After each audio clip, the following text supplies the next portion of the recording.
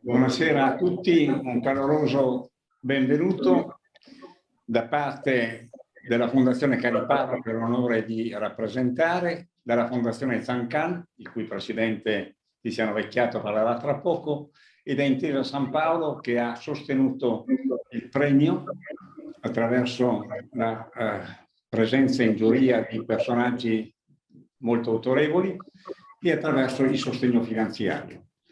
Parlerà tra poco a suo nome il direttore regionale Veneto Ovest e Trentino Alto Adige, il dottor Roberto Gabrielli. È la quinta edizione del premio Angelo Ferro. Angelo Ferro verrà descritto successivamente e in maniera adeguata, conoscendo il relatore, dal professor Giuseppe De Rita. Ma lasciatemi dire subito in partenza che è stato un grande uomo, tanto da meritare appunto l'intitolazione di questo premio e il tentativo di protrarne la memoria e di protrarre la memoria soprattutto delle cose che ha fatto. È stato un docente universitario, un imprenditore, un banchiere, ma soprattutto lo ricordiamo come filantropo e imprenditore sociale. Ha fatto cose importanti e le ha fatte con una carica visionaria eccezionale che si è accompagnata anche a una grande capacità di realizzazione.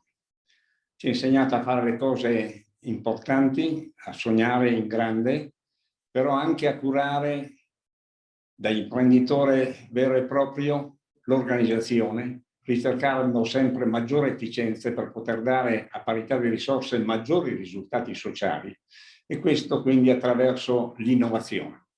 È stato proprio questo elemento fondamentale che abbiamo voluto consacrare nel premio, che è appunto dedicato alla innovazione nell'economia sociale. Non basta fare cose buone in modo tradizionale, che è sempre un grande merito. A fronte della crescita di bisogni sociali bisogna cercare di essere sempre più capaci di realizzare attraverso l'innovazione. E quindi ecco l'intitolazione del premio, che poi verrà declinata in diverse maniere. Quindi innovazione è la parola magica. Ci troviamo qui alla quinta edizione. Il professor Angelo Ferro è morto nel marzo del 2016, quindi siamo alla quinta edizione. Complessivamente abbiamo agganciato attraverso le candidature più di 1000 imprese e anche imprese sociali, imprese enti del terzo settore. In questa quinta edizione sono state 265 gli enti che hanno fatto domanda, il che dimostra appunto di un ormai radicamento del premio a livello nazionale. Quindi c'è un buon motivo di soddisfazione nel vedere realizzato anche questa capacità di attrazione del premio, e quindi questa capacità di additare buone cose fatte bene. Detto questo, vi ringrazio della partecipazione e passo la parola per il saluto al dottor Roberto Gabrielli, che è direttore regionale Trentino e Veneto Ovest di Intesa San Paolo. Prego. Grazie Presidente, buon pomeriggio a tutti. Anche a nome di Intesa San Paolo rivolgo a tutte le persone collegate un caloroso saluto di benvenuto. Questa è una cerimonia importante, una cerimonia che ci dà fiducia e speranza, soprattutto per il futuro. Usciamo da un anno difficile, da un anno caratterizzato dalla pandemia sanitaria, ma anche dalla pandemia economica. E il lavoro fatto dagli enti del terzo settore è un lavoro fondamentale. Abbiamo riscoperto, soprattutto in questo periodo, l'importanza dell'imprenditorialità sociale, quindi il lavoro nell'ambito delle comunità, anche attraverso l'innovazione che prima il professore citava, fondamentali in momenti come questi. Come Intesa San Paolo accompagniamo sin dal primo anno il premio nella memoria in onore del professor Angelo Ferro, perché ne condividiamo le priorità, le finalità e gli obiettivi, soprattutto la valorizzazione del lavoro degli enti del terzo settore, che è straordinariamente importante, perché ogni volta attraverso l'innovazione, attraverso l'originalità delle idee riescono a far crescere il territorio, riescano a farlo sviluppare e soprattutto a renderlo molto più resiliente. Ma questo è il momento di mettere tutte le risorse sul campo, un momento difficile dove dobbiamo cogliere l'auspicata ripresa. E qui Intesa San Paolo sta cercando di fare tutto quanto è possibile. Vorrei ricordare 2 esempi dello scorso anno. All'inizio della pandemia, quando abbiamo donato 100 milioni di euro per il tramite della protezione civile nell'ambito degli interventi sociosanitari all'inizio della pandemia, ma attraverso il lavoro quotidiano delle nostre filiali e delle nostre persone, arrivando ad erogare lo scorso anno oltre 50 miliardi di nuova finanza. Abbiamo cercato di rendere i territori di appartenenza più resilienti, capaci di poter rimanere agganciati al recupero e allo sviluppo, soprattutto capaci di poter avere quella dotazione finanziaria tale da poter resistere appunto ad una crisi pandemica ed economica che è stata particolarmente forte. Nel 2021 abbiamo continuato, abbiamo lanciato un importante programma, Motore Italia, che ha continuato nell'ambito dell'erogazione del credito, ponendoci un'ulteriore asticella, ulteriori 50 miliardi da poter immettere nell'economia reale. Questo attraverso il finanziamento nell'ambito degli investimenti da parte delle piccole e delle medie imprese, ma anche attraverso il supporto nell'ambito dell'allungamento del debito aziendale per consentire che il debito sia più sostenibile anche in funzione di quelle che saranno le necessità finanziarie dedicate ai nuovi investimenti. Stiamo supportando le imprese nell'ambito della transizione digitale, nella transizione legata alla sostenibilità, dell'ESG, della circular economy. Quindi questo è il nostro DNA, cioè il supporto alle imprese anche nella loro continua innovazione. E sono anche i criteri fondamentali del prossimo PNRR. Quindi sentiamo l'onore, ma anche la responsabilità di essere la prima banca del Paese, una banca leader a livello europeo, certamente il principale operatore privato nell'ambito degli interventi sociali. Siamo pronti a cogliere tutte le opportunità di rinascita del nostro Paese, soprattutto lavorando in maniera decisa e nell'economia reale e nell'economia sociale, nell'ambito dei territori che ci hanno visto nascere e svilupparsi, e in particolare il territorio del Veneto. Grazie a tutti e buon proseguimento. La parola per 2 parole aggiuntive sul premio, soprattutto a vantaggio di chi ci segue per la prima volta. Il premio, vi dicevo, è la 5ª edizione, è intitolato alla innovazione. Innovazione da intendersi in senso lato, quindi è la scoperta di nuovi bisogni, è la scoperta di processi più efficienti o di nuovi servizi per rispondere ai bisogni tradizionali, è una nuova organizzazione di governance più efficace, è il superamento della frammentazione territoriale. Quindi in diversi modi può esplicarsi questa innovazione. Importante è sempre che così venga aumentata l'efficienza e l'efficacia delle azioni che noi facciamo. Questo invito a raccontarci le storie di innovazione l'abbiamo rivolto a tutti gli enti del terzo settore, quindi cooperative sociali, consorzi di cooperative sociali, organizzazioni non lucrative di utilità sociale, associazioni di promozione sociale, organizzazioni di volontariato.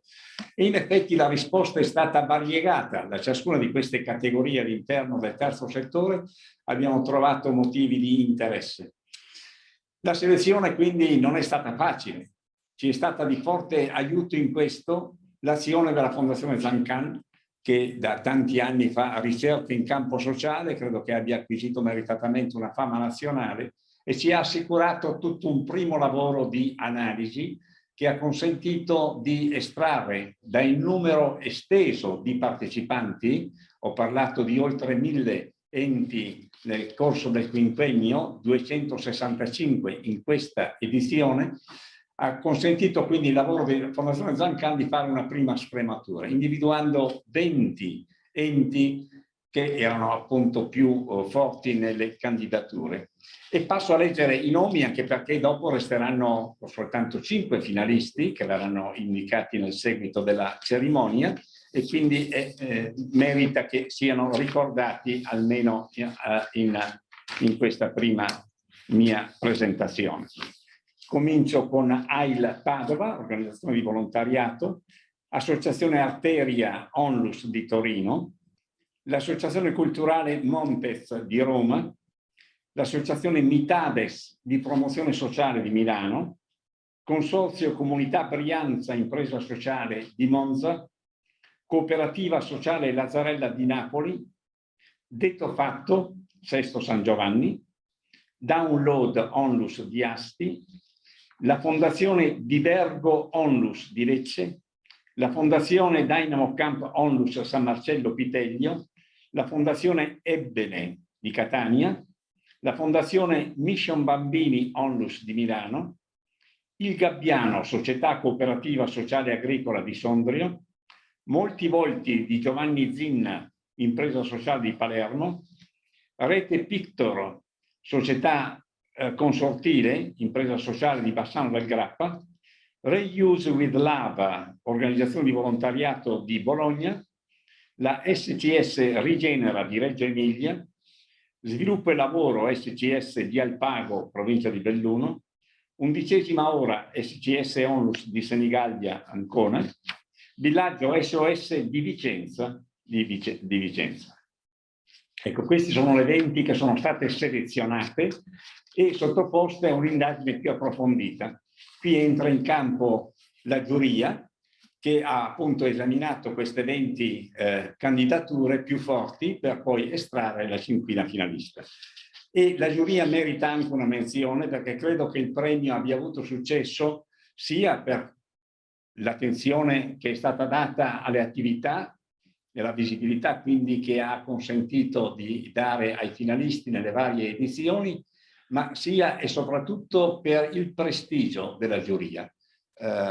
Credo che si possa essere fieri di poter dire le candidature in campo sociale sono state esaminate, sono state selezionate dalla seguente giuria, presieduta dal professor Giovanni Bazzoli, presidente emerito di ricerca di Intesa San Paolo, ed è composta dal dottor Carlo Borgomeo, presidente della Fondazione Con il Sud, dottor Andrea Cavagni, presidente dell'Opera Immacolata Concezione, creata da Angelo Ferro, il dottor Giuseppe De Rita, presidente onorario del Censis, il professor Maurizio Ferrera dell'Università Statale di Milano, la professoressa Elena Granaglia dell'Università degli Studi Roma 3, il dottor Marco Morganti della direzione Impact di Intesa San Paolo, il sottoscritto come accademico ma soprattutto come presidente della Fondazione Cassa di Risparmio di Padova e Rovigo, la professoressa Romilda Rizzo, Università degli Studi di Catania e presidente della Società Italiana di Economia Pubblica,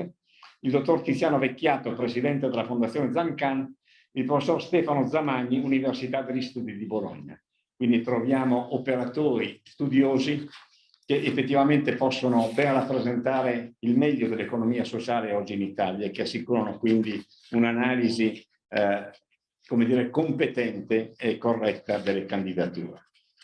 Ecco, questo è l'apparato, diremo, che ha portato al premio, che poi è stato naturalmente filtrato dalla giuria, di cui vi ho appena detto la composizione, guardando essenzialmente all'innovazione, come recita il titolo, declinata nei vari modi che vi ho appena descritto, ma anche la sostenibilità economica e anche l'inclusione sociale. Quindi direi che questi sono i 3 criteri il cui mix con l'innovazione in testa ha portato alla selezione della 5ª finale.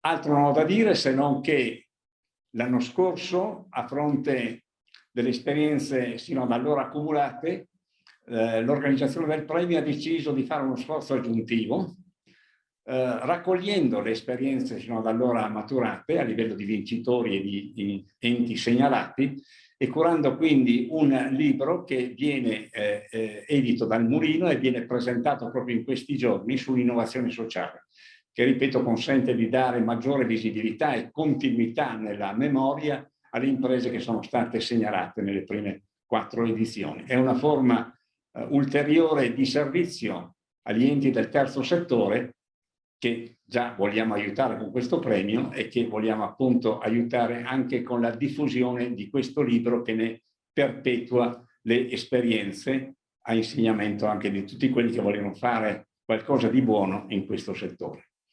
Con i complimenti dell'organizzazione per tutte le gli enti che sono stati selezionati.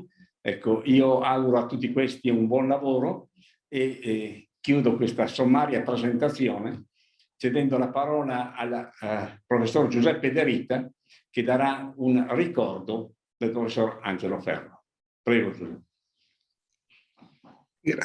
Grazie Gilberto. Io ho sempre durante questi premi il ricordo, il compito di ricordare Angelo.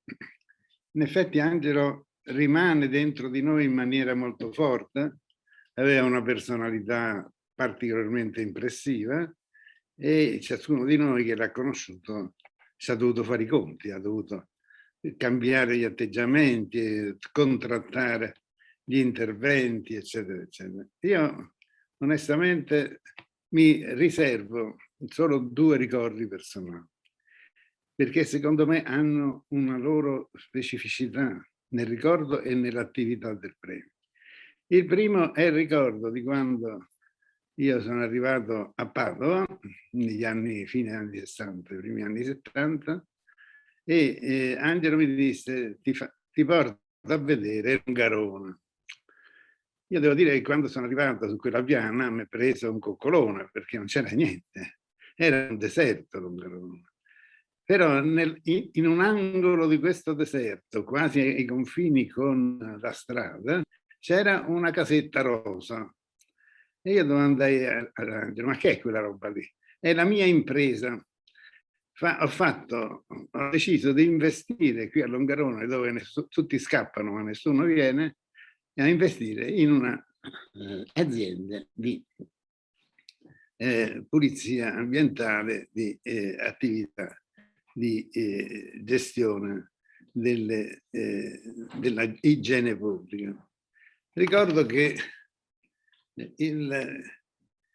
la discussione che io feci con lui a quel giorno, io ero particolarmente sconvolto perché Longarone subito dopo la tragedia era una cosa da non guardare, però Angelo mi disse: guarda, l'unica cosa che c'è da fare è di chiamare gente e di far venire gente, perché da soli qui non ce la possono fare, quindi dobbiamo in qualche modo aprire le porte a chiunque voglia venire, a chiunque voglia investire, a chiunque voglia in qualche modo rischiare. Ecco, Angelo sta in quella decisione di rischiare in un territorio assolutamente devastato, e l'innovazione stava proprio nella capacità di investire, nella voglia di investire.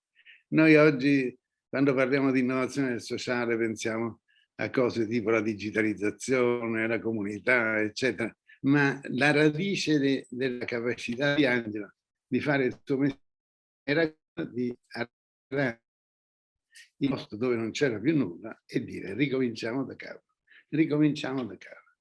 E questa è una cosa che, per molti versi, avendo visto un po' di materiale del premio di quest'anno, ho visto ad esempio che un po' tutti hanno questo senso, tutti quelli che hanno partecipato al premio. Non era soltanto una partecipazione a un premio, ma una partecipazione a un'onda di responsabilità, a un'onda di responsabilità. Ho visto nei dossier del premio, ho visto l'intervento di un ente di intervento sociale in Alpago su carcerati, di fare delle peline per gli astucci chiari, e lì si riparte dal passato, si rompe con il passato, si dice: vabbè, finora siamo stati così, adesso ricominciamo la vita. Questo è il primo ricordo che io ho di Angelo.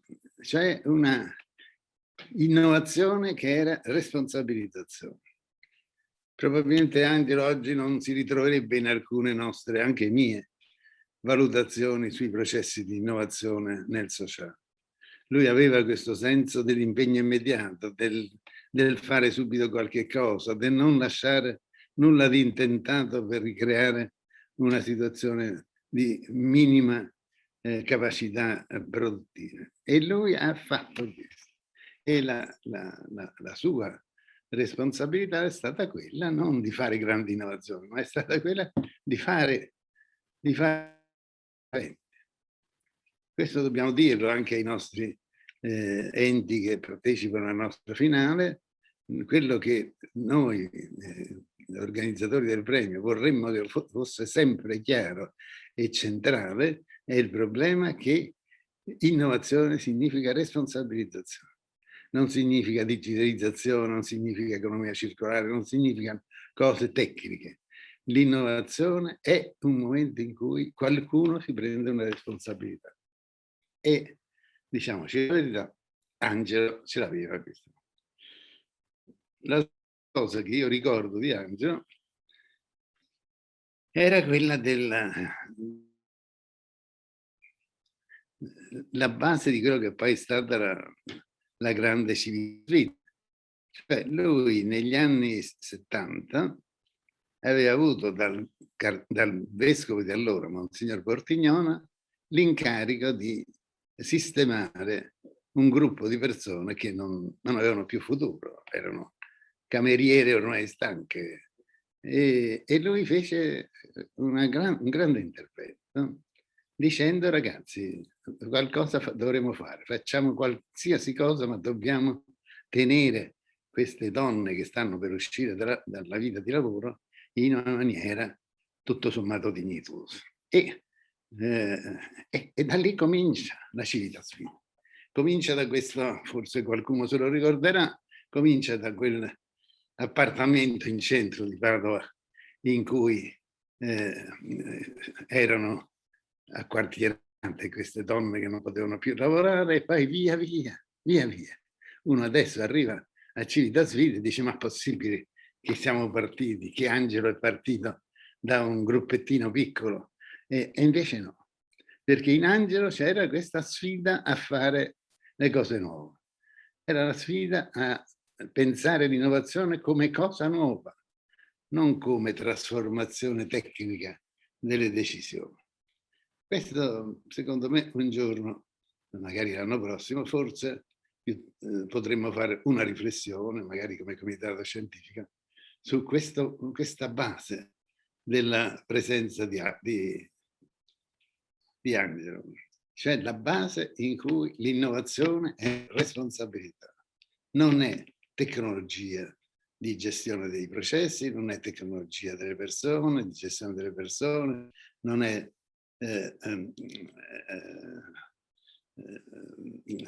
spazio per processi economici e digitali molto forte, è questo. E io ricordo, devo dire, è la cosa che mi colpisce sempre di più quando penso ad Angelo, perché Angelo poi, io l'ho avuto come amico fino agli ultimi giorni, però non mi esce dalla mente l'Angelo che ha cominciato.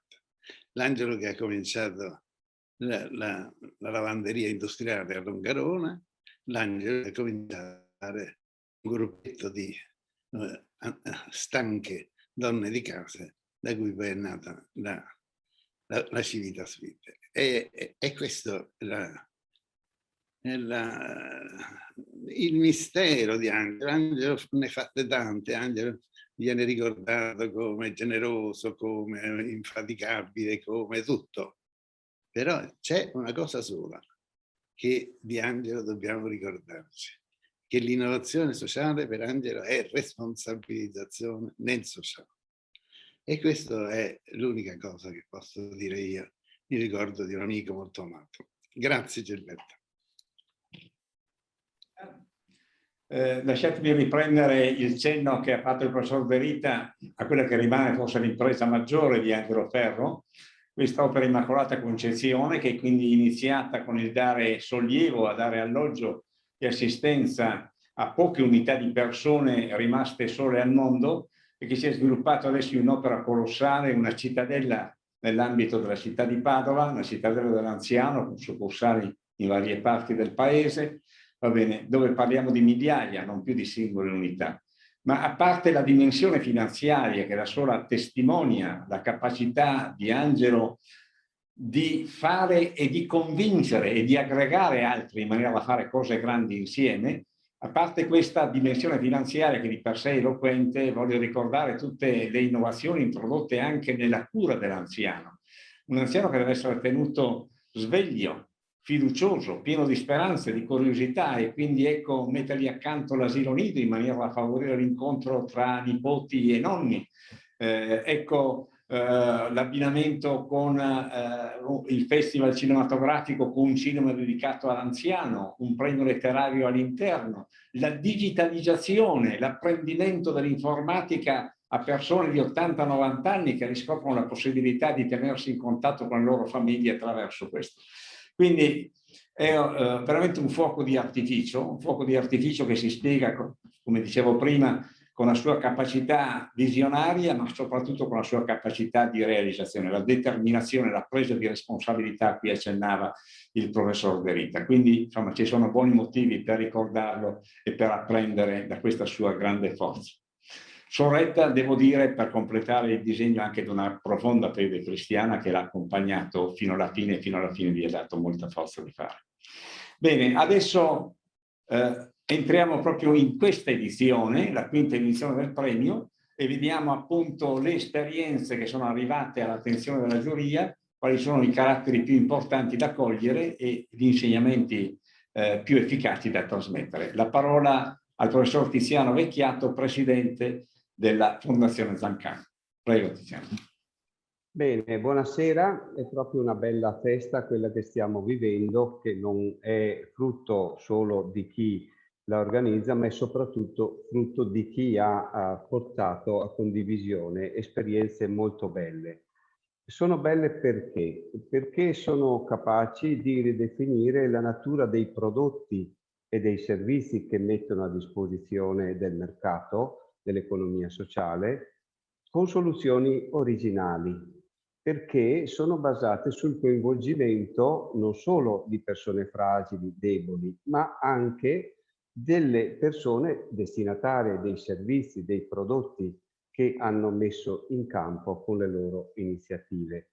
E sono risultati di queste iniziative che hanno una caratteristica molto particolare, sono distribuiti lungo una catena del valore che va dall'io al noi. Quindi quello che ha detto il professor De Rita, condivisione di responsabilità, responsabilità personale, responsabilità sociale. Questa è un po' la chiave di lettura che attraversa le diverse esperienze che, come vedremo tra poco, sono molto diverse fra loro, hanno in comune i risultati economici per chi ha prodotto i beni e i servizi, hanno in comune i risultati per i beneficiari che sono stati inclusi nelle attività lavorative e hanno in comune anche i benefici positivi per le comunità in cui sono radicate queste iniziative e in cui operano. Ecco, un altro tratto comune è in qualche modo la generatività economica e sociale, cioè una capacità di valorizzare il concorso al risultato di ogni persona. Questo è un punto chiave, è un punto anche di svolta per il nostro welfare, dove questo approccio è messo in opera e per fortuna si vanno estendendo nei territori pratiche di welfare generativo, dove la trasformazione professionale non è mai soltanto professionale, ma è anche e soprattutto fatta con le persone e le comunità. Un punto trasversale che hanno ancora queste esperienze è il radicamento territoriale. E quindi quella che è una loro debolezza sono delle piccole medie imprese e la loro forza, cioè il poco che a certe condizioni può diventare tanto, ovviamente grazie alla fiducia, ai sistemi di fiducia che riescono a comporre, redistribuendo le capacità fra i forti e i deboli, fra chi ha fragilità e chi invece ha delle capacità che mette a disposizione di bene comune.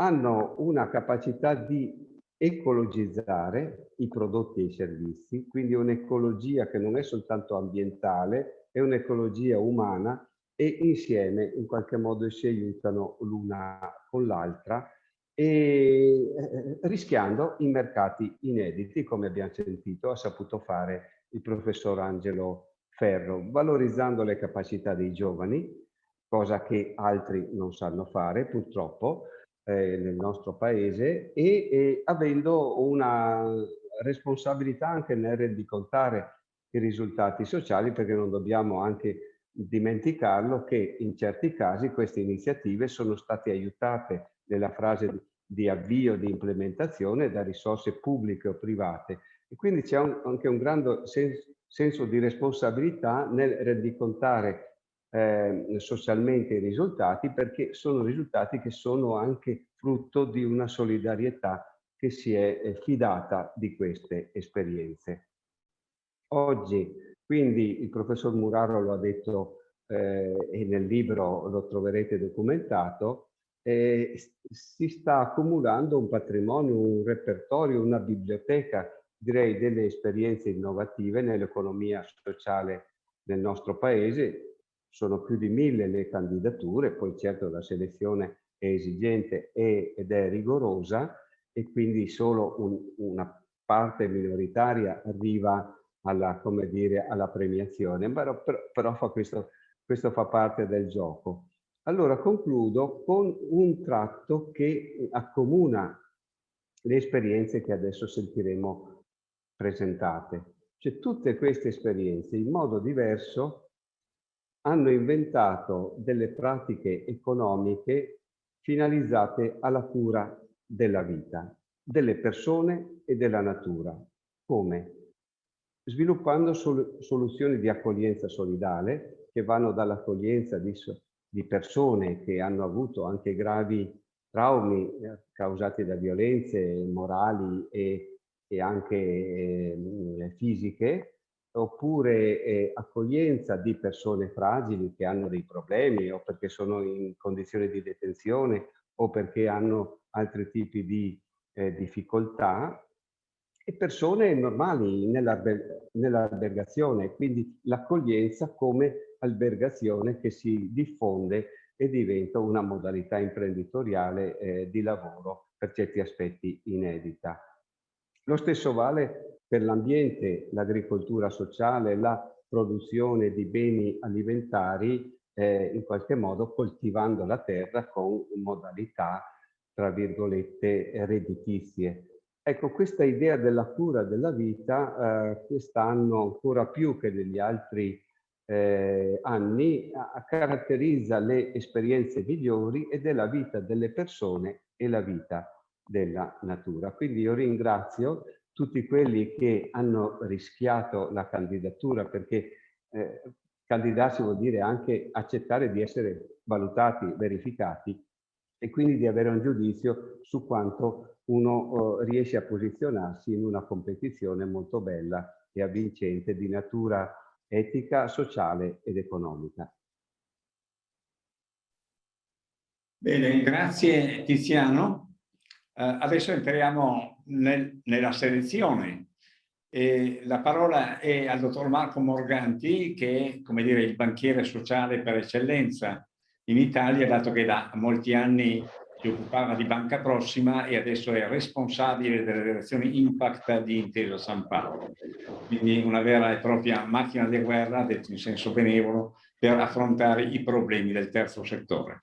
A lui il compito di colloquiare con la cinquina finalista, tra cui dopo il professor Bazzoli dichiarerà il vincitore. Prego Marco. Grazie Gilberto. Ti chiedo conferma di una cosa. Mi pare di capire che questo intervento sia diviso in due parti. Prima qualche considerazione generale e poi la cosa che mi piace più fare è l'incontro, il dialogo con i selezionati. È corretto? Certamente, certamente. Allora lasciatemi fare qualche considerazione di inquadramento. Il titolo che mi è stato dato è come cambia l'innovazione, come evolve l'innovazione. L'innovazione non è mai uguale a se stessa, dipende rigorosamente dai fattori a contorno. È un sistema in continua evoluzione. Quest'anno il sistema Italia nel suo complesso e di conseguenza anche il terzo settore sono precipitati nel mare in tempesta del Covid. e stiamo vedendo le conseguenze, e è il momento di fare un passo innovativo. Ecco appunto l'innovazione deve venire in aiuto di questa parte così vitale e così creativa del nostro sistema imprenditoriale. Io amo considerarla così, la componente non profit dell'economia. Un'altra forma non meno efficace e non meno vitale dal punto di vista dell'innovazione, dell'adattabilità, di questa parola un po' abusata, della resilienza rispetto al panorama imprenditoriale for profit. Insomma, è il momento di una svolta facilitata però da alcuni fattori, secondo me. Innanzitutto c'è un fattore sentimentale. Il Paese, una volta di più, si è riconosciuto in queste organizzazioni. La gratitudine che si prova nei confronti delle organizzazioni del terzo settore non è simile alla gratitudine che si può provare per un soggetto astratto che compie una cosa di cui noi rileviamo una grande importanza e riteniamo che sia molto positiva. Perché questa non è la situazione che lega il Paese e il terzo settore. Il terzo settore è espressione del Paese. Il terzo settore non è un soggetto esterno al Paese che faccia delle cose buone per il Paese. Non acquisisce dei meriti in astratto, agisce dall'interno. Quando si fa il conto di quanti sono quelli che fanno parte di questo mondo e si scopre che sono 6 milioni e mezzo di persone secondo l'Istat, si capisce già che è un campione molto, direi quasi sovrabbondante della popolazione rispetto alla popolazione italiana. Quasi un italiano su 7 fa qualcosa nell'ambito del terzo settore. Se poi si conta quanti sono i soggetti che ricevono servizi da questo mondo e si arriva a dire il numero 37 milioni, si capisce che stiamo parlando di una cosa molto grande e molto fittamente intrecciata con le comunità. Sono le comunità che offrono servizi alle comunità. Le comunità sono sia la domanda che l'offerta dei servizi, sia la domanda che la risposta di socialità e di cittadinanza, perché alla fine questo terzo settore così grande sta operando complessivamente, tirando una linea che prende dentro tutto, da chi si occupa di ambiente a chi si occupa di cultura, a chi si occupa di accoglienza, a chi si occupa di istruzione. Insomma, ciò che questo mondo fa non è altro che produrre cittadinanza, perché la cittadinanza è la pienezza del diritto e in una condizione di maggiore pienezza del diritto, quindi di riduzione dei gap, della diseguaglianza tra le persone, si realizza una cittadinanza più piena. Questo è il grande senso giustifica il grande senso di gratitudine che il Paese prova in fin dei conti verso se stesso, perché è il Paese che si specchia nel terzo settore e si trova contento di questa grande risorsa, di questo patrimonio tipico del nostro Paese. E dico tipico perché soprattutto in una selezione come quella di oggi si vede che l'impresa sociale e spesso l'impresa sociale, la cooperativa di tipo B, quella di inserimento lavorativo, ha un grande spazio nella nostra considerazione. Anche in questa edizione del premio sono molte le realtà che abbiamo considerato che appartengono a questo mondo. Bene, la cooperazione di tipo B è quasi un unicum mondiale. Fuori dall'Italia ce n'è, non si può negare, ma ce n'è in una forma minima rispetto a quello che avviene in Italia, ed è un grande patrimonio, perché è in grado di svolgere due funzioni: da una parte produce valore, dall'altra parte riduce costi per la pubblica amministrazione e, al di là del valore morale del riportare alla piena cittadinanza o ad una cittadinanza di un grado più completo coloro che ne sarebbero altrimenti esclusi. Insomma, intorno al Covid bisogna girare, ma ce ne sono le condizioni. Prima di tutto c'è questo fattore abilitante, che è il fatto che il Paese ha capito quanto è importante tutto questo, e come va preservato, e come è importante che si potenzi nel tempo. Il secondo elemento, forse la boa intorno alla quale la nave che è entrata nel mare in tempesta può girare, è il PNRR, perché non c'è mai stato uno strumento di governo, e soprattutto uno strumento pluriennale. Udite, questo Paese non conosce la programmazione pluriennale dai tempi, non so più neanche da quanti decenni. In questo caso l'episodio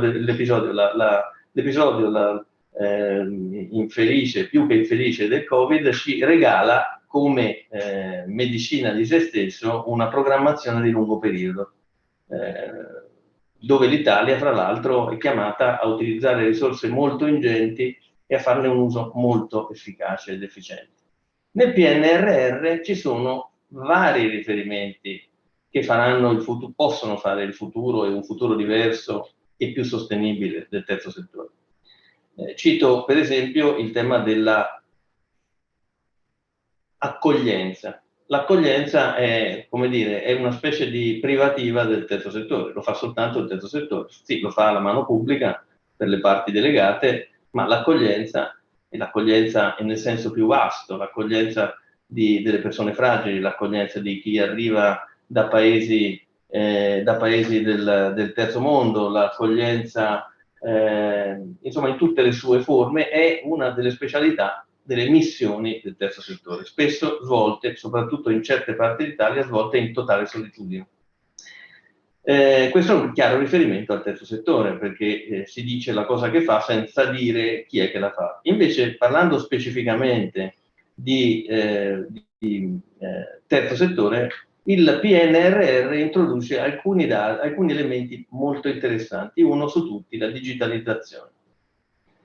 Era ora che qualcuno se ne accorgesse, il terzo settore con questa quantità enorme di dati e di interessi che gestisce ha bisogno di un solido impianto per la gestione dei dati, che può voler dire gestirli in sicurezza, ed è importante, e può voler dire anche creare valore a partire da quei dati, secondo le regole etiche che il terzo settore, alle quali il terzo settore non deroga mai. Non c'è nemmeno il più lontano sospetto che possa farne un uso improprio di questi dati.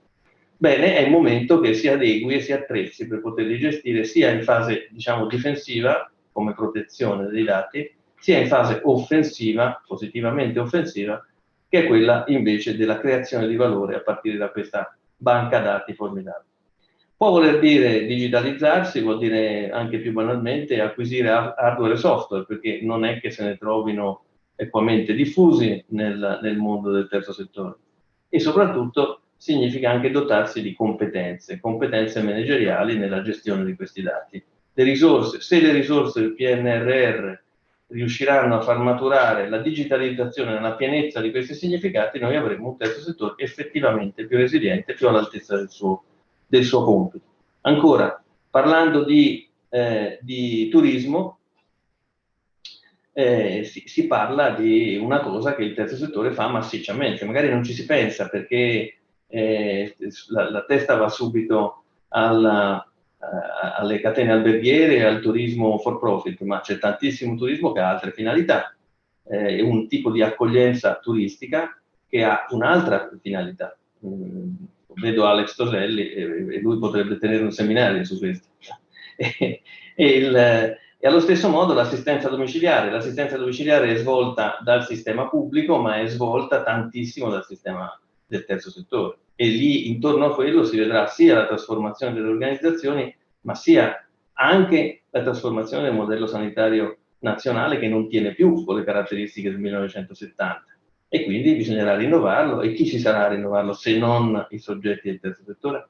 Insomma, questa è la grande svolta ed è il passaggio che noi cercheremo di accompagnare in ogni modo, sempre in collaborazione con le organizzazioni che ci hanno fatto crescere. Io ho sempre considerato le vere responsabili del successo che abbiamo avuto, perché per darci quel successo ci voleva che credessero in noi, che si aprissero, che ci aiutassero attraverso la loro esperienza e i loro dati a fare cose che non avevamo fatto prima. Ancora in questi giorni stiamo lavorando su un modello di valutazione dell'impresa non profit che opera nel settore cultura e produzione di spettacolo dal vivo, su cui dico con grande serenità che non sapevamo abbastanza, anzi sapevamo veramente troppo poco, ed è solo attraverso la collaborazione con loro che si distilla la formula della sostenibilità, in questo come in altri settori. Saremo sempre più umili, più cresceremo e più dovremo essere umili nella relazione con questi partner che hanno creduto in noi. Concludo dicendo che una delle cose che mi sono più piaciute nelle candidature, in tutte le candidature, in queste 5 che si sono fatte largo tra le altre, ho notato alcune cose. Ho notato per esempio che i progetti sono raccontati meglio, con più efficacia. Questo sembra non essere un argomento centrale, invece lo è, perché il terzo settore, come in questa occasione, partecipa a bandi, a momenti di confronto nei quali conta molto come ti racconti, e ho notato che c'è chi lo sa fare molto bene, più che in passato. Questo è un bellissimo segno. E poi qualcosa di più sostanziale, noto una grandissima, crescente complessità degli interventi e un livello di specializzazione altissimo. Qui stiamo parlando non di un sistema che produce cose semplici, ma di un sistema che produce cose sempre più complesse.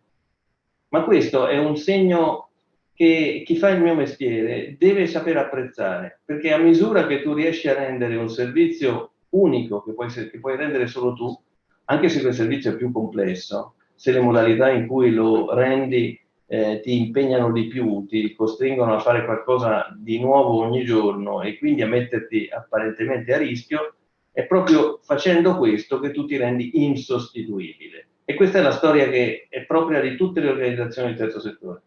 Tante organizzazioni hanno cominciato facendo le pulizie, cosa più pedegna, ma che poteva consentire a competitor del privato for profit, magari utilizzando mezzi non proprio esaltanti, qualche volta un po' di nero, qualche volta un po' di compressione dei diritti dei lavoratori, consentiva di sforestarle, di rubare il mercato. Ma certi interventi ultra sofisticati, di cui poi vedremo la realtà e gli esempi concreti, sono un territorio nuovo sul quale credo che il terzo settore non avrà competitor, anche perché rende quei servizi con le forze stesse della comunità. Non sono i marziani, dico sempre così, per farvi capire, non da voi che conoscete bene il terzo settore, ma per spiegarmi dico, non sono i marziani che rendono i servizi del terzo settore, sono i cittadini, per gli altri cittadini, e questo è un vantaggio enorme, soprattutto se imparano a fare cose sempre più complesse in modo sempre più autorevole, direi, nemmeno professionale, autorevole. Questo aiuterà anche la loro autorevolezza nei confronti del sistema. Scusate, forse ci ho messo più del previsto, ma serviva almeno a me per cominciare poi a parlare con i nostri amici. Io ho messo le 5 candidature in ordine alfabetico, non so se ho fatto bene o se ho fatto male, però comincio così. Allora, la prima di cui parliamo è Download, giusto? Alex, da quanto tempo ci conosciamo? Molto io, è un bel pezzo. È un bel pezzo. Allora, un membro della giuria, ecco, un membro della giuria ammette serenamente di conoscere molto bene uno dei candidati. Lo dico prima, ma insomma, come potrei negarlo? Insomma, tu fai una cosa estremamente interessante e nel raccontarla spieghi molto bene che nel turismo tu ti sei posto l'obiettivo non soltanto di inserire lavorativamente delle persone che sarebbero in esclusione lavorativa e sarebbero dei puri costi sociali, mettiamola così, e che invece diventano pieni cittadini e anche contributori alla produzione del paese. Ma tu ti sei occupato anche di lavorare sulla domanda, perché hai fatto in modo tale che le persone che passano per la tua macchina da guerra poi vengano accolte all'interno di strutture produttive e diventino dei professionisti. È corretto? È assolutamente corretto, e questa è la storia vera di formare cittadini attivi, cioè noi siamo partiti da un'idea molto semplice, originale e creativa come è l'italianità di fare l'impresa, e siamo partiti da quello che sappiamo fare meglio, mangiare e bere. Questa è una grande tradizione che volevamo riproporre e declinarla con la fragilità. Ecco perché l'hotel, no? L'albergo etico.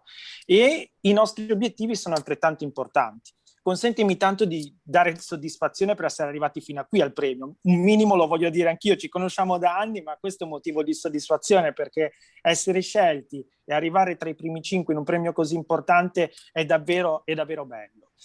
Ma ci crediamo, io ci credo che sia veramente un sinonimo di innovazione sociale. Mi lego ai tuoi concetti, cercando di spiegare e di sintetizzandoli nei minuti che mi sono concessi. I nostri sono alberghi a tutti gli effetti, competono in una catena di valore altamente concorrenziale e sono stati disintegrati nell'ultimo periodo dalla crisi Covid. Stiamo in piena pandemia, nonostante ciò abbiamo attivato ancora di più la nostra capacità di innovarci. Dobbiamo assolutamente rinnovare la nostra offerta per incrociare ancora più la domanda e cogliere le opportunità che ci daranno le esperienze di viaggio. Indubbiamente noi abbiamo una grande esperienza di viaggio. È vero che il nostro obiettivo fondamentale è quello dell'inclusione lavorativa e i risultati sono esaltanti. Lo facciamo in una delle parti più innovative del nostro progetto, l'Accademia dell'Indipendenza. Ricordi, Marco, quel processo fatto di autonomia, di formazione e di tempo libero che consente ai nostri beneficiari di diventare cittadini attive, risorse, professionisti del settore. E cercando il talento che c'è, guardate che c'è anche nella disabilità e nella fragilità, spesso scoviamo i campioni. Insomma, abbiamo creato un ambiente giusto per far emergere anche nella fragilità le potenzialità che abbiamo tutti noi. E ti dirò di più, l'obiettivo finale è quello di non coglierla più la differenza nello staff normodotato dallo staff con le persone con disabilità e di crescere ancora di più in questo prodotto ad alta competitività, perché è una vetrina naturale sul mondo. È una vetrina che ci consente di essere presenti, di mostrarci nella nostra natura, di dare sbocchi lavorativi, di dare sbocchi di cittadinanza e di rinnovarci costantemente anche sempre noi. Ed è necessario, tanto più che ora ne siamo sempre più l'hotel dell'Open City, no? Un incubatore, un luogo di incontro per altre imprese culturali, per altre imprese sociali, per azioni della comunità che vengono da noi e che hanno bisogno di spazi e noi li diamo volentieri. Questa è un'ulteriore occasione di rete, Marco. Quando 5 progetti vincitori si trovano e si parlano tra di loro, hanno bisogno di luoghi, l'Etico è sicuramente un luogo di accoglienza anche per altri. Ed è verissimo quello che dicevi, che molti attori fanno turismo con altre accezioni, non perdono di vista la qualità dei servizi, perché quella la teniamo alta e non molliamo un centimetro sull'altra, ma l'abbiniamo all'inclusione sociale, con un piccolo ingrediente, quello della sostenibilità economica, quello di stare attenti affinché la staffa dei costi e dei ricavi siano equilibrati e le marginalità aiutino a sostenere quello che è il processo dell'Accademia dell'Indipendenza. Il che, Alex, è l'ingrediente di base per poter lavorare con una banca che i soldi li presta e si augurerebbe di vedere ritornare indietro. Adesso ti faccio 2 osservazioni marginali, velocissime. Una su un concetto molto bello che c'è nella tua presentazione. Ho detto che le presentazioni quest'anno sono scritte col pennello, veramente bellissime. E nella tua c'è scritto qualche cosa che io traduco così. Il turismo che voi proponete, con l'accoglienza che voi proponete, è turismo esperienziale. Questo mitico turismo esperienziale, che è l'incontro con l'esperienza del luogo, che può essere quella produttiva, le catene del mangiare, che sono tipiche del nostro paese, riconosciute ovunque, può essere l'esperienza nel folklore, può essere l'esperienza in un ambiente naturale, ma anche in un ambiente umano dove succedono delle cose che tutti noi vorremmo vedere, ma nessuno fino in fondo crede che si possa, non tutti credono fino in fondo che si possano fare a quel livello che tu dici. Io dico che per creare le condizioni che tu hai detto benissimo, cioè che non si veda più la differenza tra uno staff normodotato e uno staff invece con persone fragili, perché non si veda quella differenza, ci vogliono 2 cambiamenti. Uno è quello del quale ti occupi tu, ma forse ti occupi di tutti e 2, ma diciamo quello principale di cui ti occupi, che è rendere queste persone capaci di una prestazione non diversa da quella dei professionisti, chiamiamoli normali, quelli di tutti i giorni, insomma. Però dall'altra parte dipende anche dall'occhio di chi frequenta questi luoghi. Quell'occhio deve avere la soddisfazione di vedere quella raggiunta uguaglianza. E questo è un mestiere di cui ti occupi quando fai la promozione della domanda, cioè quando vai a parlare con le organizzazioni che poi prendono questi ragazzi al loro interno. Ultima cosa, mi piace moltissimo che tu faccia quello che fanno le più qualificate realtà sociali, e cioè che tu faccia export di buone pratiche italiane. E quando uno è capace di fare la cosa che fai tu, nel mondo della cooperazione tipo B, non mi sorprende che vada in giro per il mondo, dall'Albania ad altri posti, dove tu trapianti, impianti il tuo modello. Quindi ti dico bravo una volta di più e mica il migliore, che ti devo dire? Certo, sempre così, sempre così. Se posso solo una cosa, facciamo tutte e due Marco, perché tendiamo a non voler dare un messaggio di fragilità nella proposta commerciale. Vieni e ci scegli consapevolmente, poi ho una bella storia da raccontarti, ma te la do dopo che il servizio l'hai apprezzato. Grazie. Perfetto, grazie a te. Allora, se proseguo in ordine alfabetico, incontro il Gabbiano, corretto? Dov'è il Gabbiano? Dov'è il Gabbiano? Qua, buonasera. Eccolo. Allora, sono il mio secondo conflitto di interessi perché conosco molto bene anche quelli del Gabbiano, ma mi capita, avendo passato 15 anni a fare questo mestiere. Il Gabbiano è un'altra cosa formidabile. E anche il vostro racconto è molto bello, molto ben fatto, dove si parla soprattutto di mettere insieme, come dite voi, la marginalità sociale con la marginalità territoriale. Cioè, ci sono non soltanto persone che hanno problemi di accesso pieno ai diritti, ma ci sono anche territori che sono così. E la Valtellina, posto fantastico, ha bisogno però, ecco qua, ha bisogno però di essere un po' riscoperta e valorizzata. Tutto quanto è difficile. C'è un'altra espressione molto bella in questa vostra presentazione quando parlate di agricoltura eroica, perché in effetti è un'agricoltura acrobatica, se si vuole, fate delle cose complicate, questo da tradizione antica. E voi fate una cosa complicata sopra il luogo complicato nel quale siete, perché in questo spazio date un'opportunità delle persone che hanno vari motivi di esclusione. Ora, secondo me voi siete proprio la migliore prova di quanto fare cose così complesse, cioè impostare delle attività difficili in un luogo difficile, facendo una cosa difficile come la produzione vitivinicola, come sono altre produzioni caratteristiche, dove bisogna essere molto ferrati, molto attrezzati anche nella relazione con le catene della distribuzione, con il mercato, insomma, vi rende unici. Cioè io penso cosa sarebbe il vostro territorio se non ci foste voi a fare quel mestiere lì. Sarebbe molto difficile che qualcun altro lo facesse, e questo è il nocciolo della questione che toccavo prima, cioè diventare o essere insostituibili. E più si diventa efficienti e più si diventa insostituibili. Il passaggio successivo, tu lo sai perché ce lo siamo detto quando ci siamo incontrati, nel tuo caso, come in altri casi, è aumentare l'efficienza e creare delle reti,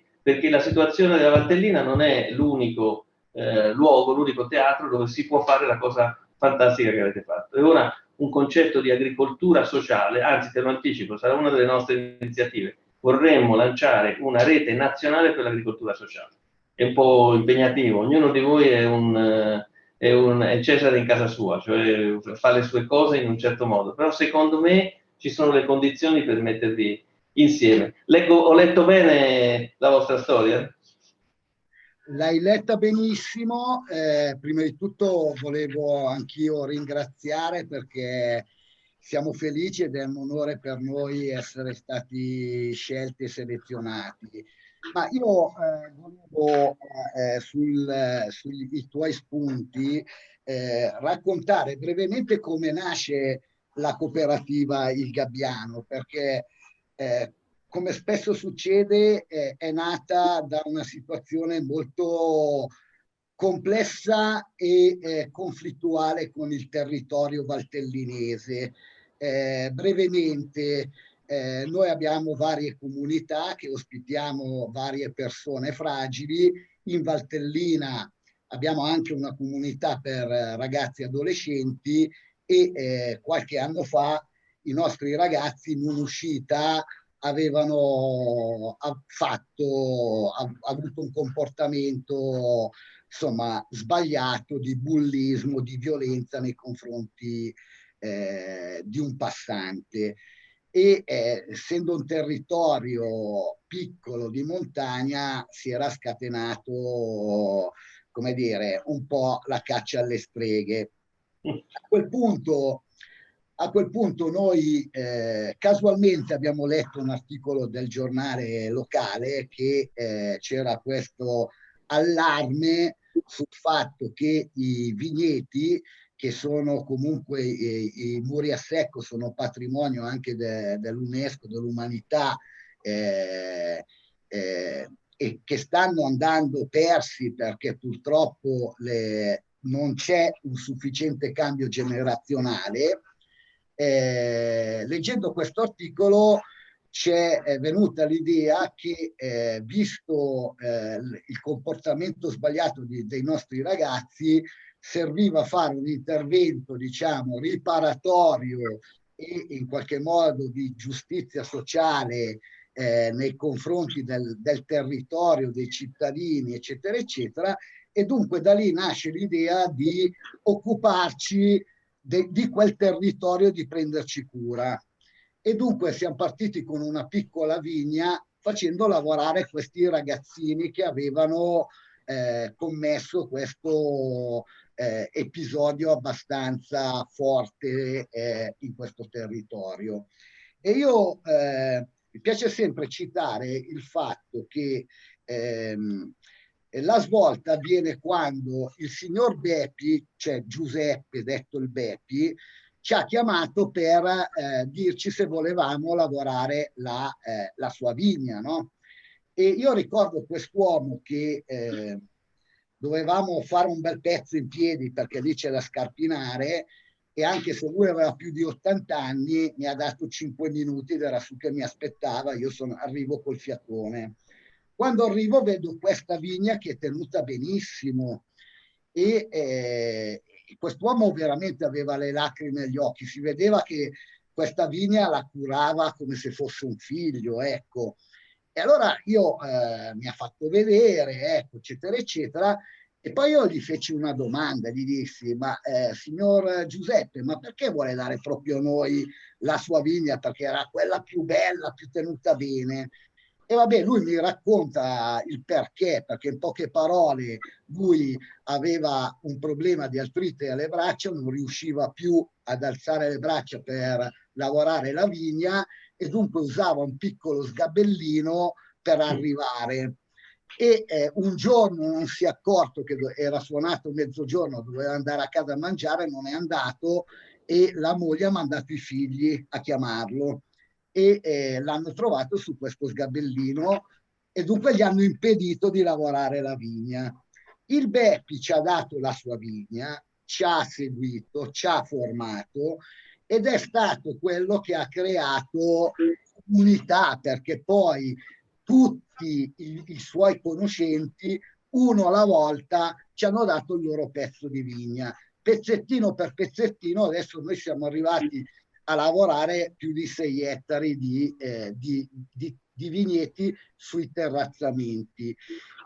È un lavoro eroico perché è un lavoro tutto manuale e da lì il fatto appunto di riuscire ad abbinare il fatto che persone fragili, perché noi nelle vigne portiamo da tossicodipendenti a detenuti, a migranti e anche a delle fragilità che il territorio ci segnala, con la marginalità dei terreni, perché queste vigne, io ho visto una fotografia di 30 anni fa e una fotografia aerea attuale e diciamo che ormai più del 30% della superficie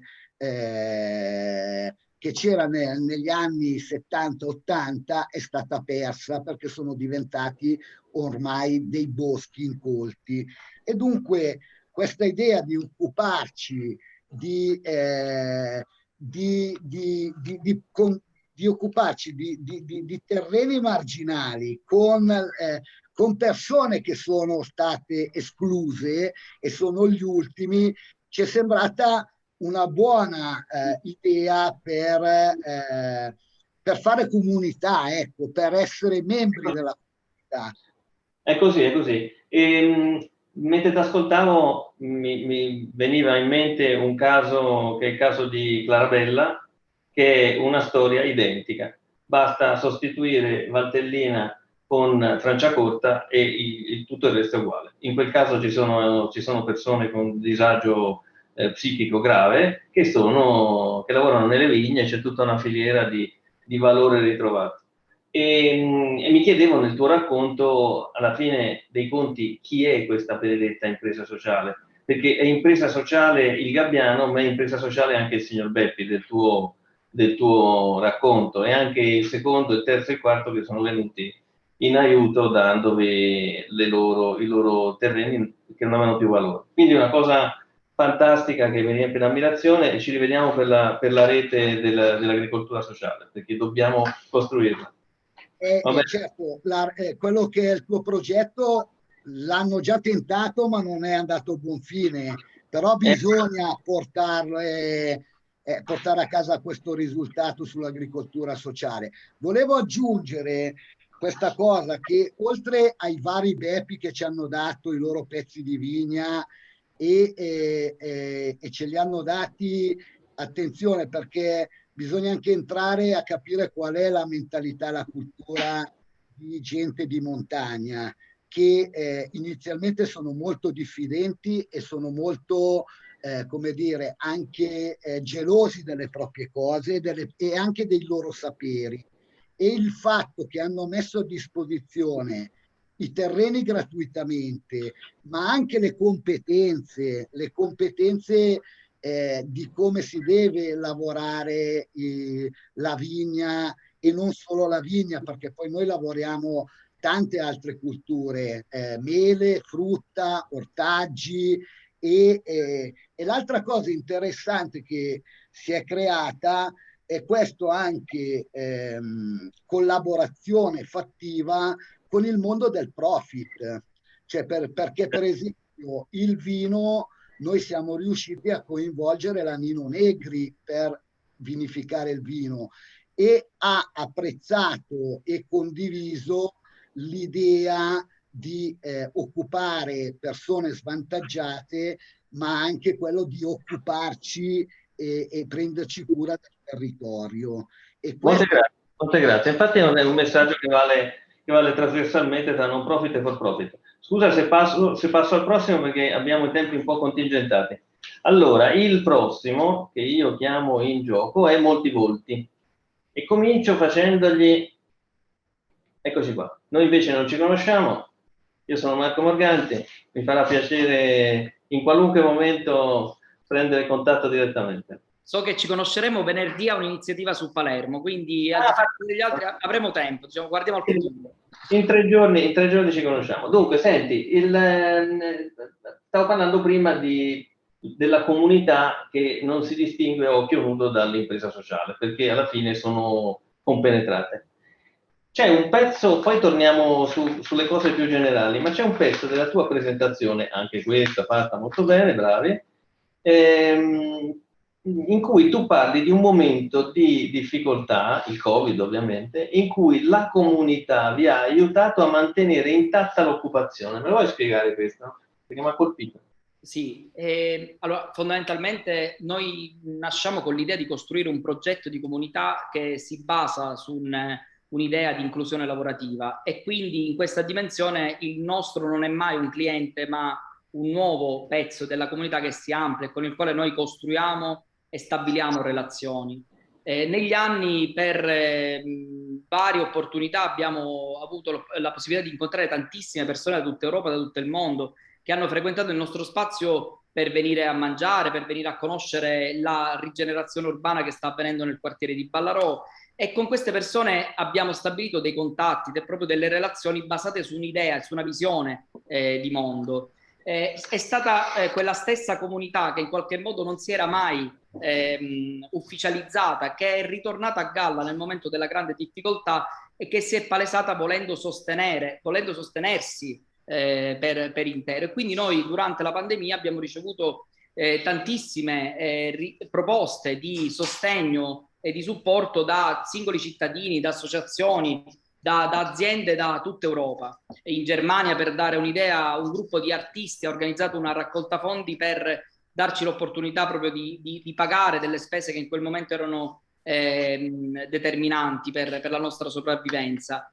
Allora da lì è nata un'idea, non bastava salvarci in un momento di grande difficoltà, durante il quale il nostro contesto invece stava affondando. A Ballarò, che è un quartiere all'interno del quale vivono tantissime persone che si animano di attività precarie quotidiane, no? Il lockdown chiaramente ha troncato ogni possibilità, e quindi quella gente intorno a noi in difficoltà non potevamo ignorarla nel momento in cui noi invece andavamo salvandoci. Allora abbiamo deciso di riaprire la cucina del nostro ristorante nel momento in cui chiaramente i ristoranti stavano chiusi, e di trasformarla in una mensa per le persone in difficoltà. Tutte queste donazioni quindi si sono automaticamente trasformate in pasti che, con l'aiuto di 100 volontari all'interno del quartiere, sono diventati un porta a porta che facevamo e che abbiamo fatto per mesi e mesi a casa della gente. Ma vedi, questa esperienza sta a dimostrare che attraversando una fase, diciamo, di innovazione all'interno della comunità, tu ne esci più forte, hai creato delle relazioni più forti, ti si è creata una rete intorno di volontari che ti aiutano nel tuo mestiere.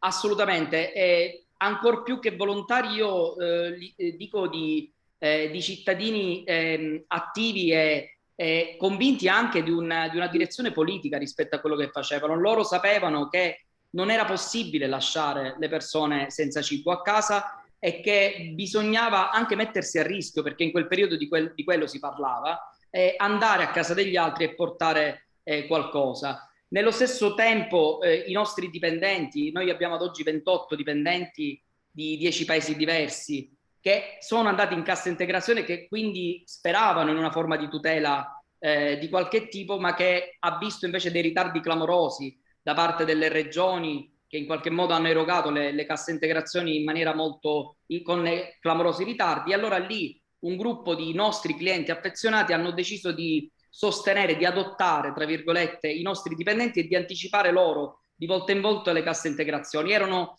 e sono professori universitari, dipendenti della pubblica amministrazione, persone che la crisi l'hanno sentita, diciamo, in termini economici un po' meno di altri, e che hanno deciso in qualche modo di voler sostenere con un atto proprio solidaristico persone che invece in quel momento soffrivano qualcosa che non avevano mai provato prima. Come queste sono state poi tante le iniziative che abbiamo messo in campo anche in forma sperimentale, con l'idea di poterle poi replicare in altri contesti e in altre città. Ecco, questa è una cosa che rappresenta un po' un mio pallino, ma oso dire che sarebbe la cosa giusta da fare, cioè che delle esperienze così belle gemmassero altrove esempi simili, modelli simili a questo. Ecco, e poi si collegassero, diventasse una rete, perché questo fa sinergie, consente di partecipare a competizioni più grandi, nazionali per esempio, diventare l'interlocutore per chi vuole far succedere questa cosa, non più soltanto Valdarò ma anche altrove. Insomma, bravi, dovete andare avanti così. Volevo notare una cosa, avete inventato, tra le tante cose originali che hai detto, ne avete inventata anche un'altra molto, molto bella, attraverso i miei occhi, che è una cosa che io sento raccontare per la prima volta, cioè persone che vengono da paesi, i 10 paesi che citavi prima, e che diventano guide turistiche della città, dei luoghi, e raccontano una Palermo, immagino, che non è quella che passa in televisione, non è quella che ti farebbero vedere delle guide professionali, e soprattutto raccontano un approccio diverso, e questo di nuovo è turismo esperienziale, cioè il fatto che nell'esperienza del luogo, la bellezza di Palermo, conta altrettanto la bellezza di questa ingegneria sociale che si può costruire, è la bellezza dell'incontro con una persona diversa alla quale è stato consentito di diventare diversa ma uguale. E trovo anche molto interessante il fatto che voi vi poniate come rete di organizzazioni, questa formazione spontanea di reti, per cui c'è qualcuno che dice io sono referente per queste opportunità, per questi servizi, e quasi per attrazione magnetica altri soggetti si ritrovano in questa nuova rete, è veramente una delle cose più preziose che ci sono. Grazie molte e buona fortuna. Grazie mille a voi. Allora, Rete Pictor. Eccoci qua. Oh. Allora, Rete Pictor sta in un posto unico, direi, perché che una villa veneta diventi un luogo di esperienze come quelle che voi fate colpisce. Mi colpisce soprattutto perché, e tu lo dici nella presentazione, è un recupero di un bene comune, ed è, cambiando la missione, l'unico modo di dare continuità a un carisma. Qui si tratta di un'istituzione religiosa che avrebbe visto concludersi tristemente o disperdersi il proprio carisma, e che invece attraverso questa transizione da religioso a laico diventa di nuovo attiva. Quindi un bene comune reinterpretato, ma mantenendo vivo il concetto della pubblica utilità e della missione di creazione di valore sociale. E poi l'altra cosa che mi ha colpito molto, ti chiedo se ho colto cose essenziali o se mi sono fermato su dettagli minori o se c'è qualcos'altro che vuoi aggiungere, ma mi ha colpito moltissimo il fatto che voi facciate così tante cose diverse. Di solito non è un buon segno, perché qualche volta indica confusione, ma io so che non è così e vedo che invece vi consegna un grandissimo risultato, che è quello di poter trovare con questa varietà di servizi che tu ci vorrai ricordare, poter incontrare le necessità che sono diverse di tutte le persone con le quali voi lavorate. Ci sono persone che trovano la propria strada in un'attività legata alla ristorazione, altre che invece trovano la strada occupandosi del terreno, delle piante, eccetera. Questo è un aspetto che mi ha colpito molto. Se vuoi dirmi la tua, insomma, se ho letto bene o se mi è sfuggito qualcosa. Sì, buonasera. Beh, innanzitutto grazie in effetti da tutti noi di Villa e devo dire, Marco, che hai colto nel pieno proprio. Infatti noi ci definiamo in Villa un luogo di biodiversità forte, in una villa del Cinquecento, disegnata su disegni di Palladio per l'amico intimo Angaran Giacomo, che è il destinatario dei 4 libri dell'architettura di Palladio.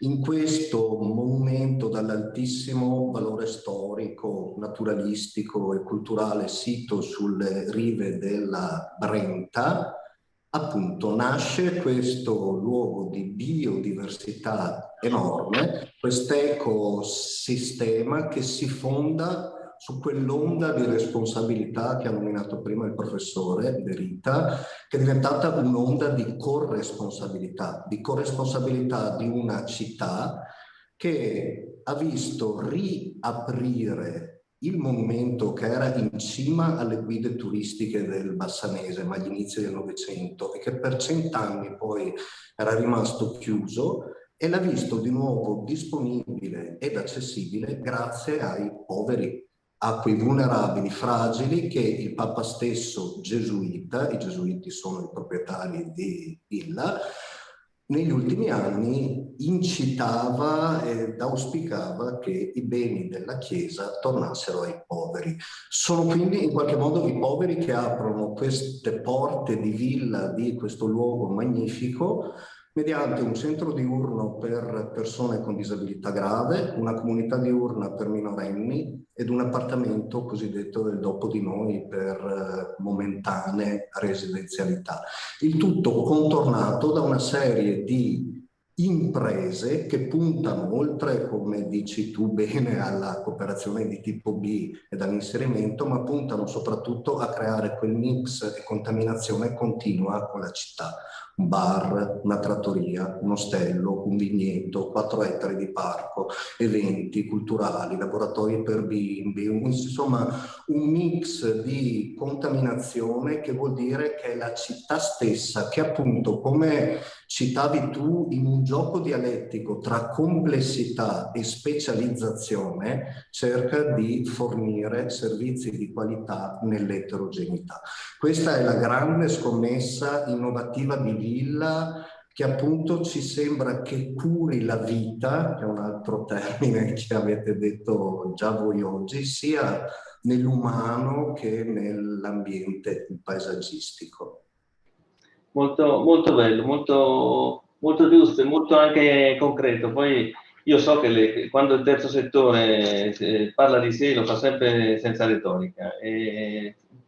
Lasciami aggiungere un tocco di retorica io, per quanto vale.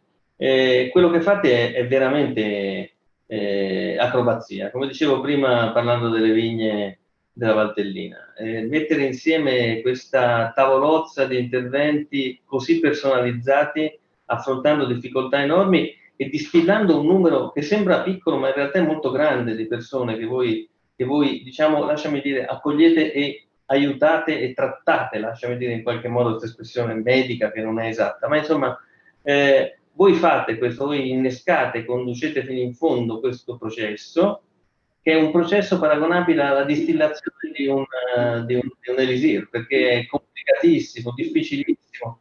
La storia di ciascuna di queste persone recuperate è una storia unica, non replicabile. E quindi ci vediamo a Bassano del Grappa, vengo a trovarvi.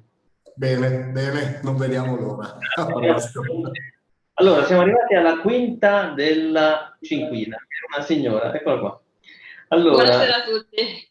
Buonasera a te, Villaggio SOS Vicenza. Allora, nell'attività che voi fate io vedo un'altra acrobazia, questa veramente senza rete, cioè occuparvi di donne che hanno subito violenze, così come altri del vostro mondo si occupano di bambini che hanno subito violenze o di minori che una volta usciti dalla tutela pubblica si trovano in situazioni di totale abbandono. Ecco, insomma, soggetti come voi fanno un mestiere che non è soltanto difficile, perché bisogna trovare per ogni situazione la sua ricetta sociale, lasciami dire, ma è difficile anche perché qualche volta ha delle componenti di vero pericolo che voi affrontate, perché chi esce da una situazione di violenza qualche volta è il terminale di un sistema che può desiderare di vendicarsi su coloro che aiutano le vittime.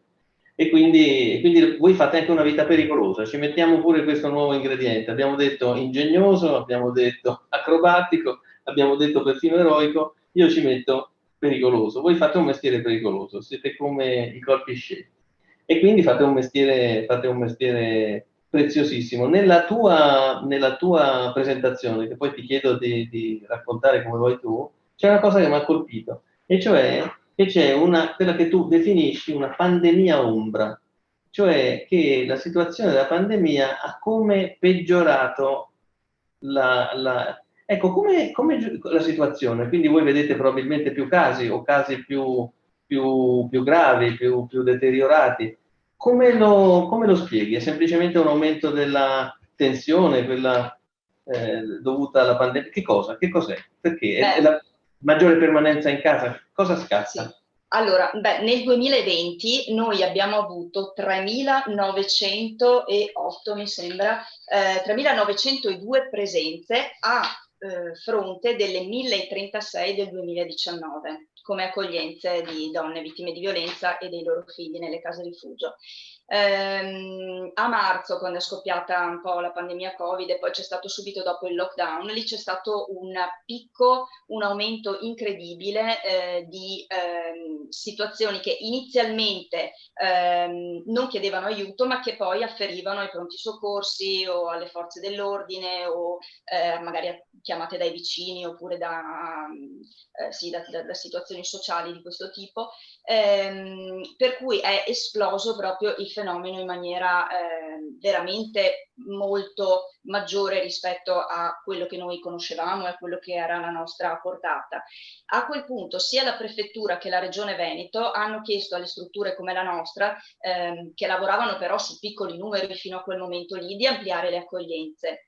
Per cui per noi il Covid è stato anche un po' quindi un momento di sfida. Abbiamo raccolto questa sfida e questa richiesta e ci siamo proprio ristrutturati, riorganizzati in villaggio, adibendo delle unità abitative che erano utilizzate per altri fini, per altri tipi di accoglienza. Abbiamo un po' velocemente ci siamo ristrutturati e abbiamo ampliato la capacità di accoglienza. Abbiamo anche strutturato un appartamento Covid, nel senso che in quella fase lì non eravamo ancora nella situazione di ora in cui i tamponi sono una cosa facile da fare, veloce, con un sistema efficiente che è organizzato, che porta avanti questa cosa.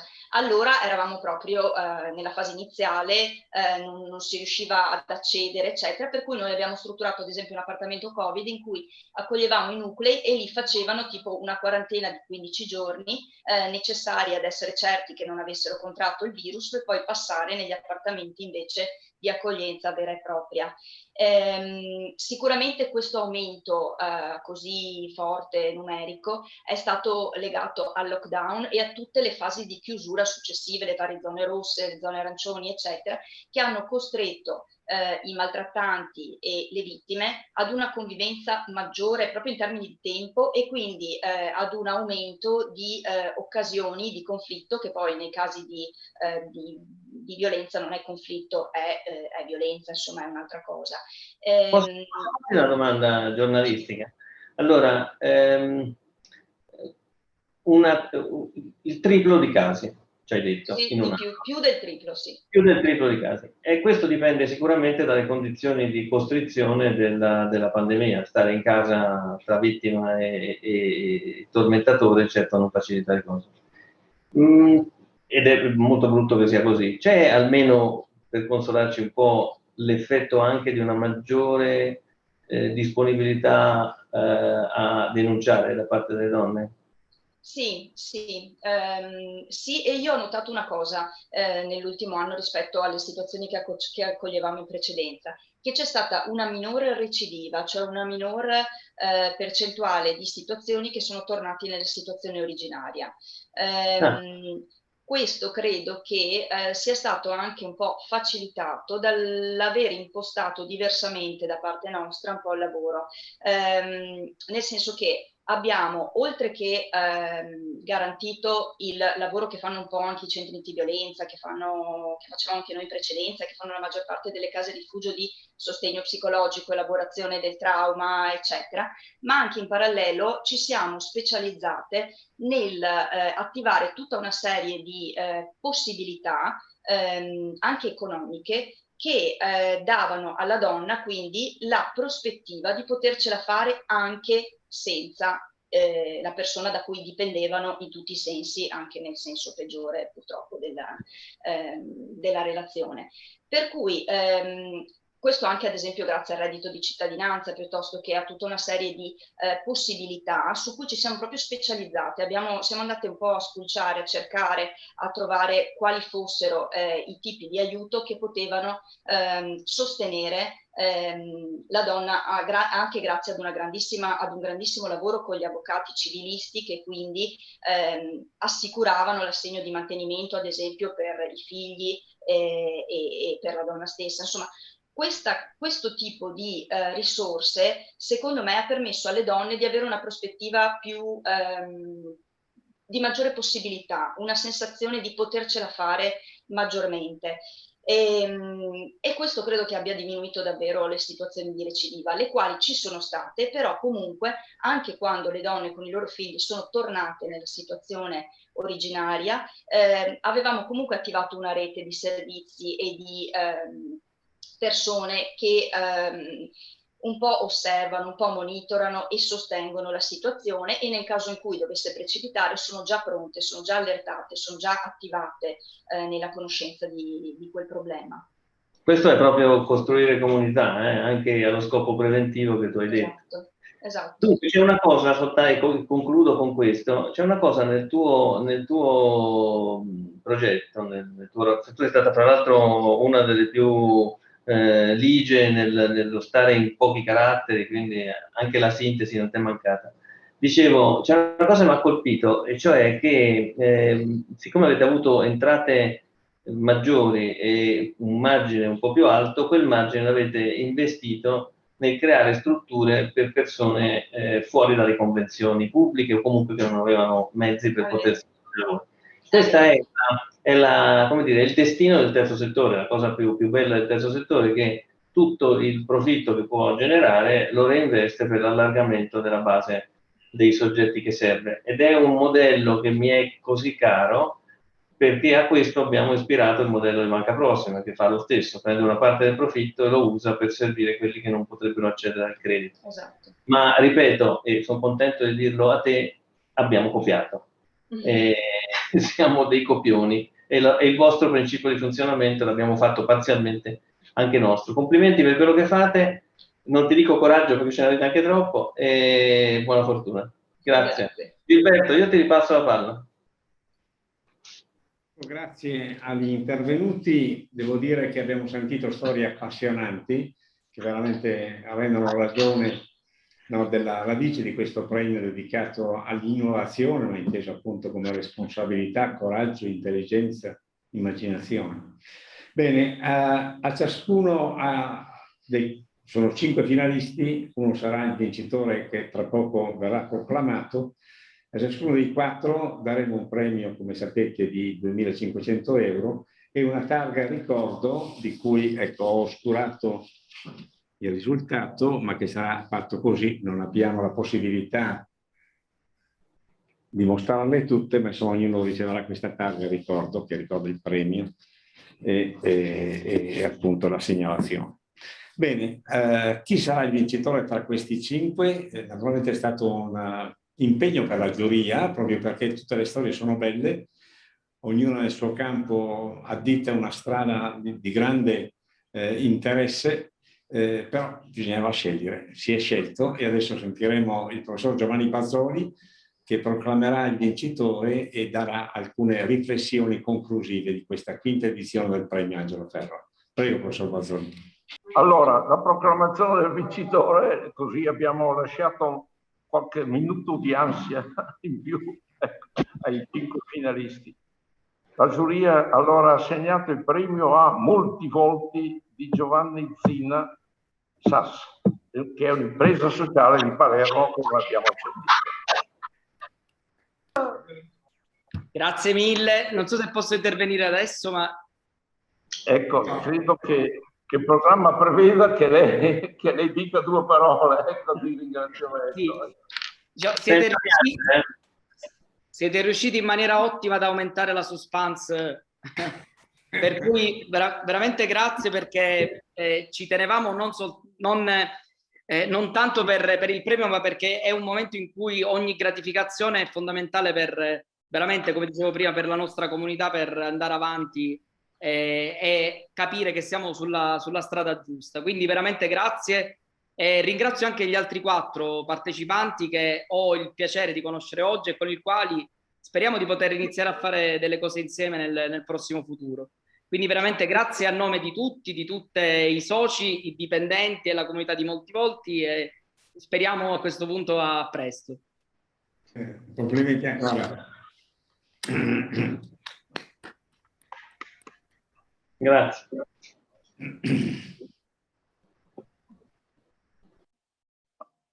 Prego, Nardone. Prego Giovanni, tocca a te. Dico allora qualche parola in meno rispetto a quelle che pensavo di dire, perché mi ho fatto perdere 5 minuti, vediamo di recuperarli. No, io volevo fare una considerazione di carattere generale, cioè partire dal fatto che l'attenzione e la cura alle creature più deboli e più fragili sappiamo essere uno dei tratti più pregnanti e più alti dell'umanesimo cristiano, perché è fondato sul riconoscimento del valore incommensurabile di ogni vita umana, ma da precetto individuale esso si è trasformato in un impegno laico a carico dell'intera società ed è diventato uno dei compiti qualificanti dello Stato sociale, in questo caso fondato sul principio di uguaglianza di tutti gli uomini. Ma la presenza privata in questo settore rimane imprescindibile. E questo perché è il mondo privato che anticipa sempre il pubblico nell'individuazione delle nuove categorie di soggetti in difficoltà. L'intervento pubblico è per sua natura sempre successivo e inevitabilmente ingessato. Ma soprattutto mi pare che la differenza tra pubblico e privato si manifesti ancora più chiaramente riguardo alla modalità dell'intervento. Cioè, una volta individuate le situazioni di difficoltà, come intervenire? Un conto è aiutare a sopravvivere, il conto è aiutare a vivere. Lo Stato, per sua natura, segue degli schemi sempre prestabiliti, predeterminati, collaudati, mentre sono la sensibilità, la fantasia, l'iniziativa dei singoli che possono cercare e sperimentare le soluzioni che di volta in volta risultano invece più adatte. E poi c'è un'ultima e significativa differenza, tratto distintivo, e cioè tutte le volte che alla generosità si affianca lo spirito di iniziativa, di innovazione, la genialità, in una parola la visione imprenditoriale. Ecco, questo premio è intitolato ad Angelo Ferro proprio perché è emblematico il modo in cui Angelo ha affrontato questo problema, cioè il come dell'Italia. Angelo si è occupato, dedicando a questo impegno negli ultimi decenni della sua vita le straordinarie energie, quelle del suo cuore e della sua mente, e si è occupato di una categoria che oggi è sempre più ampia, che è quella, sappiamo, formata dalle persone che si trovano spesso in uno stato di isolamento e di abbandono a causa dell'età, quelle che noi chiamiamo lo stato di anzianità o di vecchiaia, che lui ha sempre preferito invece definire come di longevità. Ebbene, il come intervenire, per Angelo Ferro ha sempre avuto il significato di capovolgere il paradigma che porta a guardare le situazioni di debolezza come un peso, un ingombrante fardello, per vederle invece come una risorsa per l'intera società. Ed è proprio per questo, per dare concretezza operativa a questa sua visione della longevità come risorsa, che Angelo ha progettato e costruito il complesso polifunzionale Civitas Vitae. Ma io credo che sia importante ricordare, osservare che questo approccio inedito che lui ha sperimentato è applicabile in tutti i settori.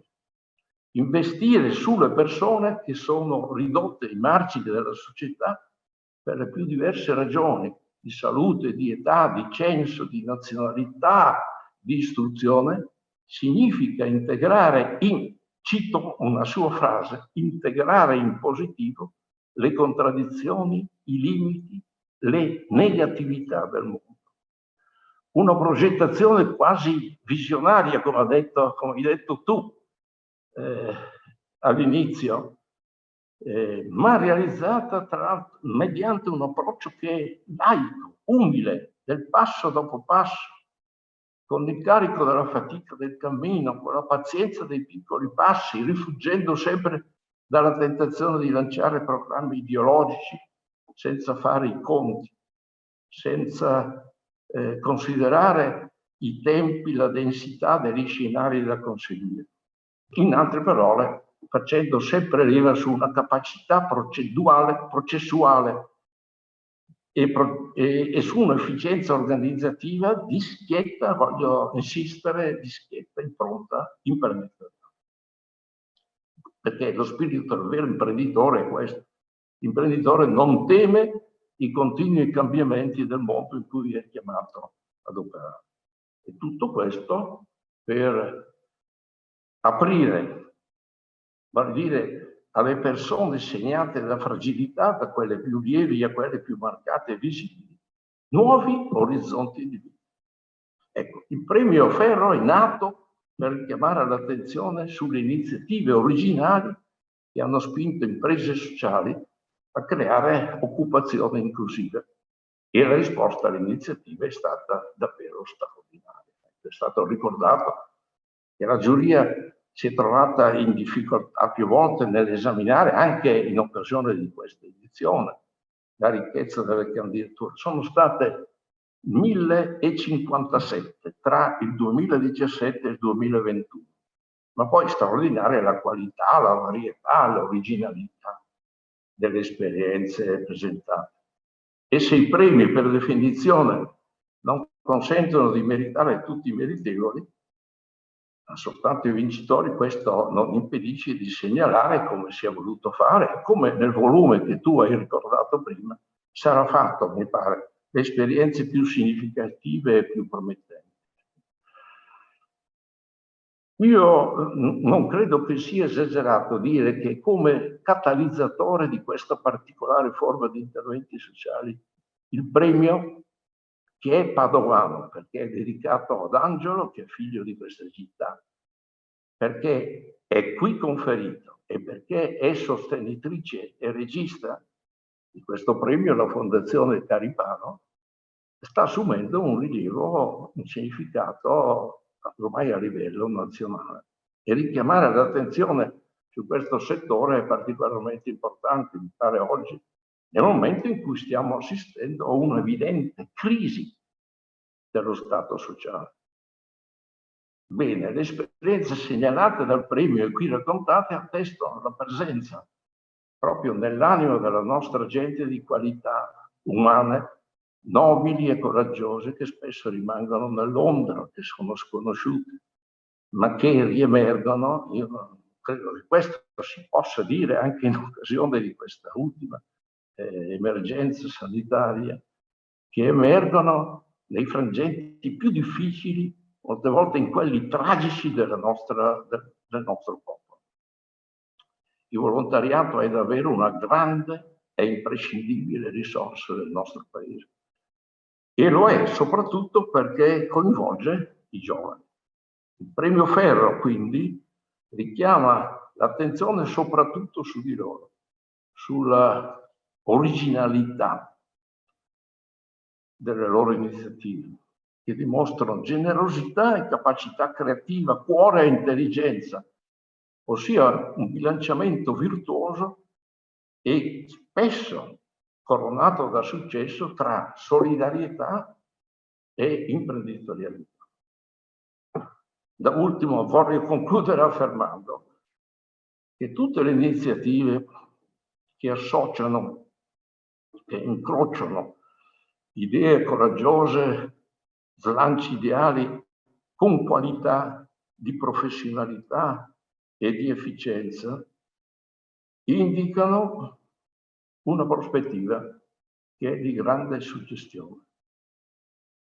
Questo nel momento in cui nel mondo sta emergendo la consapevolezza, sia pure molto, che incontra molte resistenze evidentemente, ma la consapevolezza che solo un profondo ripensamento del sistema economico attuale può evitare un fatale declino dello stesso e salvare in tal modo anche le fragili democrazie che su di esso si fondano. Grazie professor Mazzoli per queste magistrali riflessioni conclusive che fanno capire la dimensione enorme che ha il volontariato come appunto luce che illumina un mondo che altrimenti sarebbe ancora più conflittuale, ancora più disuguale. Quindi io finisco ringraziando i relatori, ringraziando di nuovo la prestigiosa giuria che ha dedicato il proprio tempo alla riuscita di questo premio, ringraziando, permettete, anche i collaboratori di questa fondazione, di Intesa San Paolo, di Fondazione Zancan, che hanno operato per il successo dell'iniziativa e di questa serata conclusiva. Ma il ringraziamento finale, sincero, profondo, commosso, è a voi che avete portato l'esperienza delle vostre attività e a tutti quelli che hanno aderito al premio e a tutto il mondo del terzo settore, che rende servizi essenziali, ma soprattutto ci dà una manifestazione di possibilità di creare una società solidale, aperta, inclusiva. Buon lavoro, bravi, grazie.